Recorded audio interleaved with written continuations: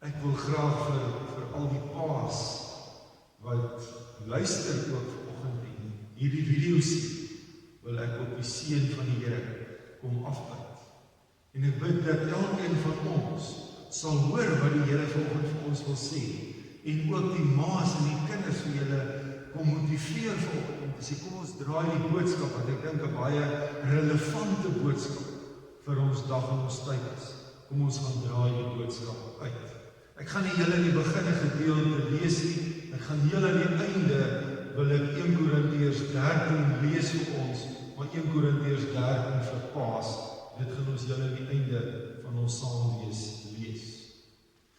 Ek het bietjie gaan opsoek die definisie van die woord Vader, Martha, en uiteindelik het ek 'n slag na die harteband toe gegaan, ek het na die HAT toe gegaan, en daar is omtrent 6-7 definisies by die woord Vader in die HAT.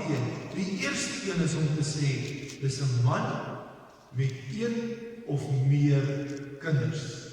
Dit is die definisie, die eerste definisie wat die HAT aan die woord Vader wil gee. Maar as ek dan sê, daar's meer as net die een definisie, en jy moet 'n bietjie dink, wat sal nog 'n definisie vir die woord Vader wees? Wanneer gebruik ons ook nog die woord Vader? En as ek sê, daar's omtrent nog 5, waaraan dink jy? Ja, Vader is hierdie formele benaming vir pa of papa. En ek dink ons sê bitter min Monique, jy sal nie sê Vader George, definitief nie. Jy sal sê Papa George. Dis daai naby wees, daai gemaklik wees met my pa. Papa, die kind, die pa van 'n kind of nie. Maar Vader kan ook beteken 'n persoon wat iets ontdek het of iets ontwikkel het. So kan ons sê, Thomas Edison was die vader van die elektriese gloeilamp. Dan sê ons, daai man wat dit ontwikkel het en ontdek het, is die vader van die gloeilamp. Ook kan ons sê, 'n persoon wat 'n stad of 'n dorp begin het, hy is die vader van daai stad. So sal ons sê, Sir Harry Rivers is die vader van Riverstone.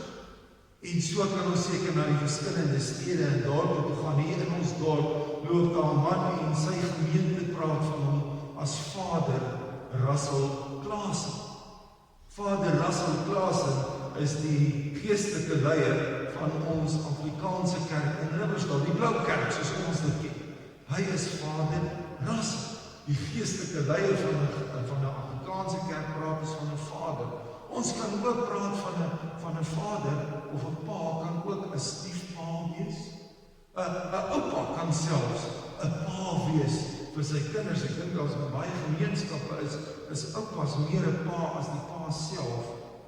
'n ouer oom kan ook die rol speel, Tielman, van 'n pa vir ander kinders. Ek dink nog ons by die voortrek is by 'n paar kinders, is jy die pa van 'n hele klompie kinders. As ons na die Bybel toe gaan, dan sien ek 'n paar voorbeelde waar 'n ouer man 'n pa-figuur vir jonger mense is, vir 'n jong man is. Paulus was 'n geestelike pa vir wie? Vir Timoteus.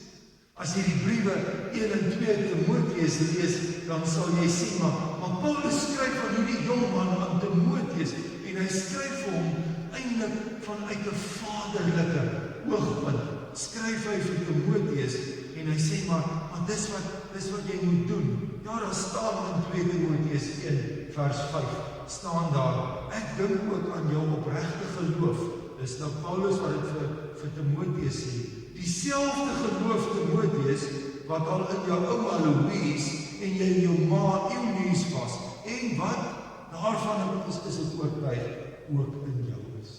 Timoteus, ek sien die geloof in jou as vader, as jou geestelike vader, sien ek die geloof in jou, en jy weet, jou ouma Louise het die Here gedien. En jou ma Eunice het dit daar gehoor en gesien. En so is die geloof oorgedra en ek as jou geestelike leier, ek skryf nou vir jou geestelike pappa. Ek leer jou, want Timoteus het baie saam met Paulus geloop. Ek motiveer jou, ek stel in jou 'n voorbeeld. En dis wat ek en jy as paas, as maas, as kinders van God, daar buite moet wees vir die jong Christen. Nie net in die Nuwe Testament, as ons na die Ou Testament toe gaan, dan kan ons van nog 'n voorbeeld lees. Daar in 1 Samuel, die eerste deel van 1 Samuel, gaan oor 'n jong man, Samuel. Sy ma, Elkana kon nie kinders hê en sy smeek by die Here en die Here gee vir haar kind, maar sy maak aan God 'n belofte en sy sê vir God, maar Here, as U vir my 'n kind gee, sal ek hom wy aan U. En wat doen sy? Toe hy nog 'n klein seentjie was, toe neem sy hom na die tempel toe, sy hou haar woord, sy hou haar belofte, en sy gaan gee vir Samuel vir die priester Eli. En Eli word 'n geestelike vader. 'n Vader vir daai klein seentjie wat opgroei by Eli, wat dan eintlik sy pa is. Wat hom leer van God, van Jahwe. Wat hom leer om te luister na God. Die grootste Vader waarvan ons seker lees in die Bybel is Jesus se Vader. Jesus wat uit die hemel uit deur sy Vader gestuur word en wat na die aarde toe kom en sê, ek is bereid om my Vader met julle te deel. As ons Matteus 6 lees oor die Onse Vader wat Petrus nou vir ons so mooi gespeel het, dan sê sy disippels vir ons, Rabbi, leer vir ons hoe om te bid. Dan sê Jesus, so moet julle bid. Matteus 6 vers 9. So moet julle bid. Ons Vader wat in die hemel is. Nie net Vader, nie my Vader, maar ons Vader. Ek en jy kan saam met Jesus, die hemelse Vader, kan ons Vader noem. Dis persoonlik. Paulus sê in Romeine 8 vers 15, die Gees wat aan julle gegee is, maak julle nie tot slawe nie, laat julle nie weer in vrees lewe nie. Nee, julle het die Gees ontvang wat julle tot kinders van God maak en wat ons tot God laat roep, Abba. Dit beteken Vader. Dis 'n daai Abba is amper asof Paulus wil sê, ons kan vir God sê, Papa. En baie van ons kinders, het ek al gehoor, dan bid hulle en praat op, spreek vir God aan as Abba, as Papa. Ons hemelse Papa, wat daar is vir alle mense, nie net vir my en jou nie, broers en susters, nie net vir belangrike mense nie, maar vir alle mense. In Psalm 68 kom die psalmdigter en hy sê, 'n Vader, God is 'n Vader vir weeskinders en 'n beskermer van die reg van die weduwees is God in sy heilige woord.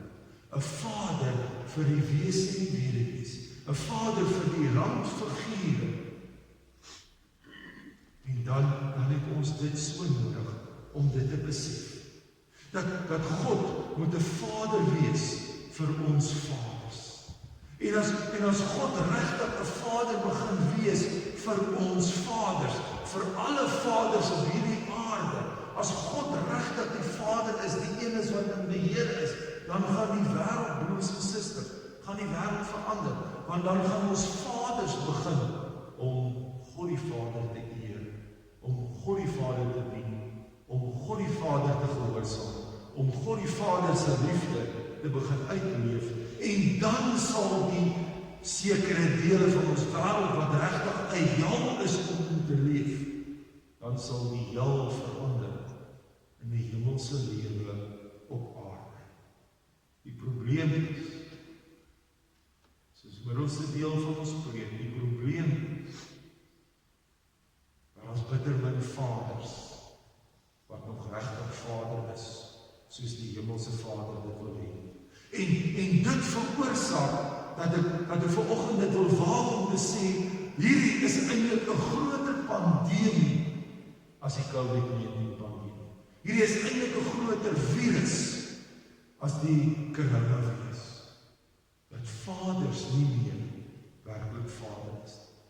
En dat ek en jy hierdie boodskap gaan moet uitdra en gaan sê, daar is 'n enstof teen hierdie pandemie. Daar is 'n enstof teen hierdie virus, dat vaders nie meer vader is nie. Ek en jy het die antwoord, en dit lê om 'n werklike verhouding met God te hê. Ons president, Cyril Ramaphosa, in die week in sy gesprek met die mense, het hy gepraat oor die een virus, het hy gepraat oor COVID-19. Maar die helfte van sy gesprek nou die aand, het hy gepraat oor die virus waarvan ek nou praat. Geweld teen vrouens en kinders. Die helfte van die tyd. Dit is so belangrik dit vir hom is, dat dit vir my amper op 'n stadium gevoel het, nou praat jy te veel daaroor, maar goed, los dit nou maar dan. Daar is verseker hierdie probleem in ons land. 'n dag nadat Cyril Ramaphosa dit genoem het, het dit weer op nuus gekom. 'n 3-jarige dogtertjie, sy liggaam vermink in 'n plastiese vuilgoedron gevind. En die een storie na die ander storie hoor ons, wat se chaos daar in ons land rondom geweld teen vrouens en kinders is. En ek en jy as vader, ek en jy as kind van God, moet die boodskap uitdra waarin lê die antwoord. Kyk gou na hierdie statistieke. Ek het gaan soek na meer hedendaagse statistieke en ek is jammer ek kon nie kry nie. So die nuutste en ek dink dit gaan baie verskil in 2020 nie. Is statistieke van 2018. 2018 is daar bykans 1 miljoen babas gebore in Suid-Afrika. 61,7% van daai babas is daar net 'n ma se naam op die geboortesertifikaat.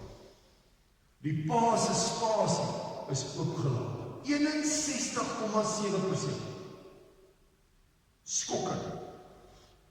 Geesteswetenskaplike Navorsingsraad bevind in 2018 dat 64% kinders in ons land word groot sonder biologiese ouers. Word nie by hulle biologiese ouers groot. Skokkend dat daar kinders sonder 'n vader, sonder 'n moeder, by 'n ouma of 'n oupa of by 'n ander oom of tannie of familie of hoe ook groot, selfs by broers en susters, by hulle ou broers en susters groot.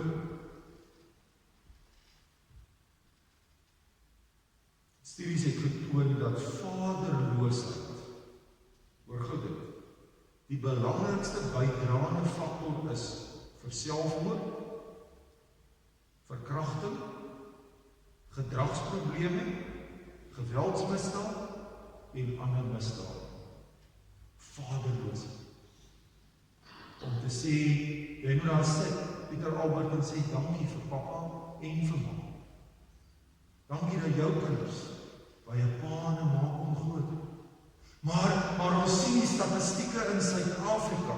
Kyk gou hierdie aanhaling.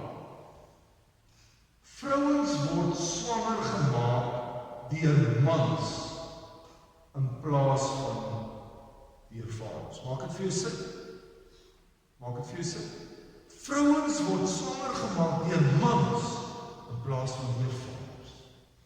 Ons wêreld, ons kinders het weer vaders nodig.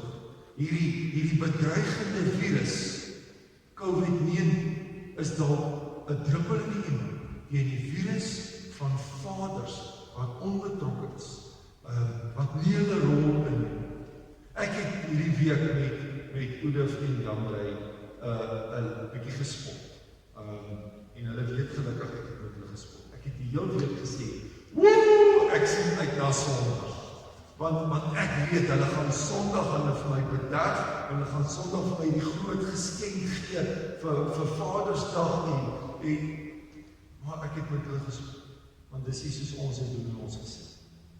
Ek besef eerder broers, vaders, oupas, mans, dat ons moet sê, dit wat die Bybel sê, dis beter om te gee as om te ontvang.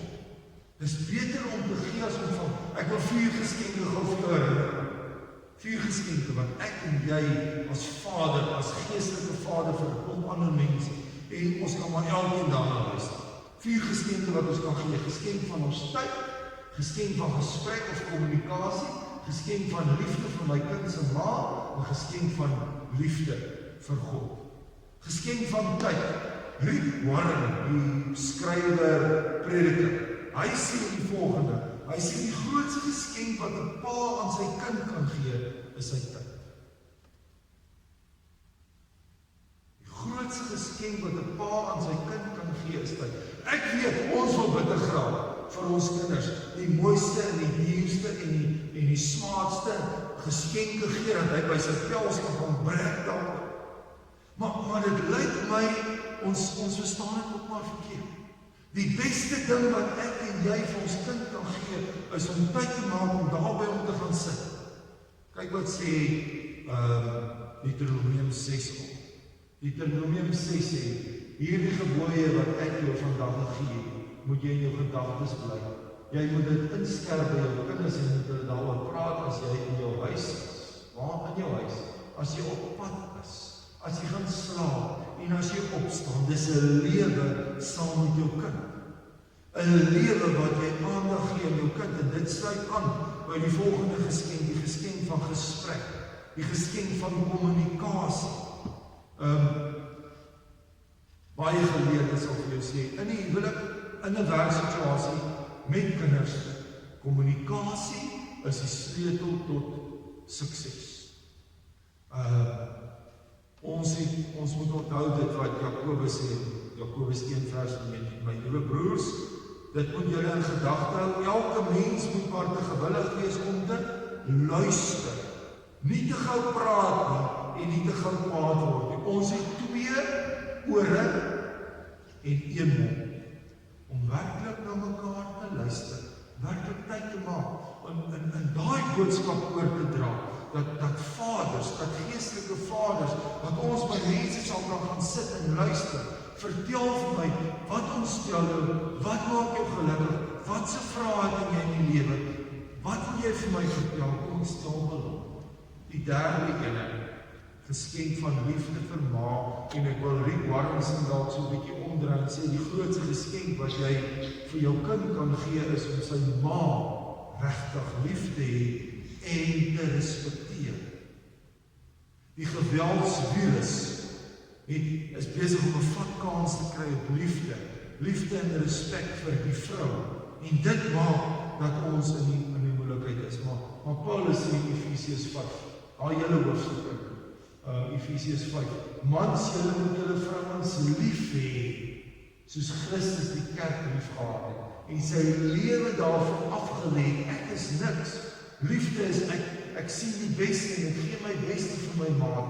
Elkeen moet sy vrou so lief hê, soos hy homself lief het, om alles te gee, en saam met die liefde vir die ma, gaan liefde vir God.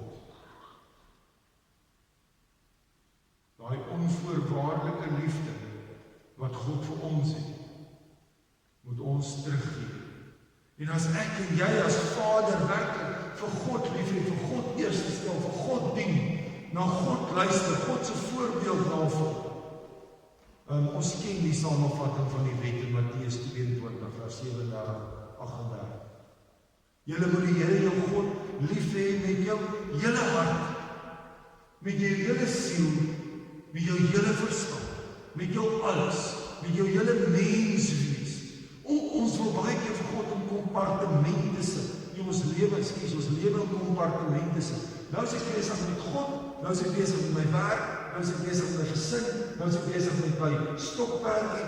Nee, deur dit alles in my hele menswees, in my hele huis, moet God eerste gestel word. My kind, die mense om my moet kan sien, as ek besluite neem, Here, wat is die plan? As ek kwaad word, Here, help my. As ek my geld bestuur, Here, hoe moet ek dit doen? Mag ek en jy, as kinders van God, hierdie boodskap gaan uitdra. Mag ek en jy weer 1 Korintiërs 13 vir 'n pa gaan leef. Kom ons lees dit. Al sou ek die mooiste huis in die buurt hê en met die duurste BMW ry, maar my vrou en kinders geniet nie die weelde van my teenwoordigheid, dan is ek so waardeloos as 'n bankkrediet met 'n nulbalans. Al het ek die gawe van woorde sodat ek in direksie met my argumente kan swaai, of skades na my preke kan laat stroom, en ek het nie die liefde om na my kinders te luister nie, doen ek meer kwaad as goed. Al ken ek die geheimenisse van die beers in die reservebank, en ek besit al die kennis van rugby en cricket reels, en al het ek al die geloof dat ons hierdie land met gebed kan verander, maar ek het nie die liefde om my kinders die gevare van baie geld te leer, langs die baan te staan as hulle speel, of hulle te leer bid nie, dan het ek niks bereik.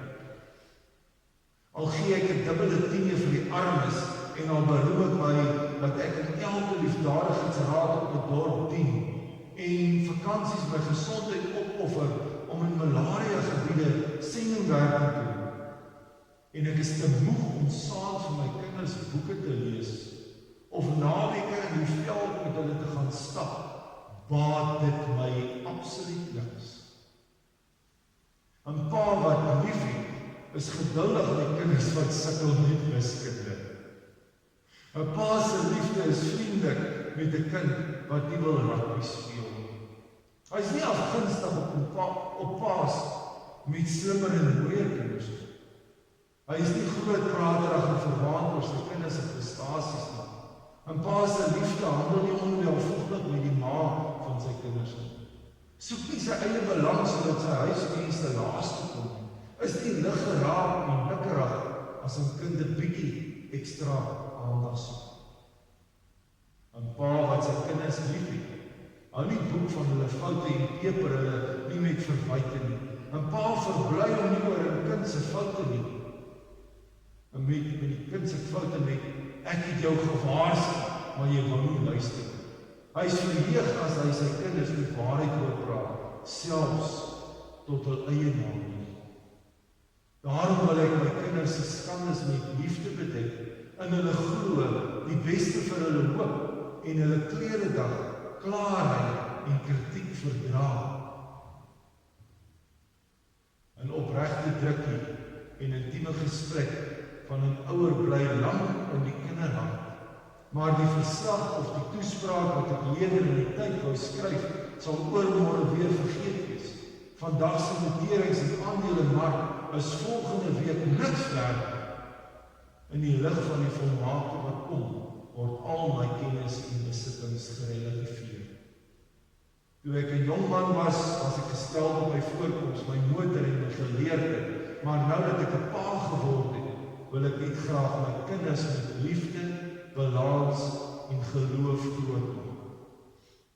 Nou kyk ek nog vas teen 'n rebelse tienergesig, maar eendag as hulle groot is, sal hulle verstaan wat ons hulle wil leer en wat God ons almal leer, en hou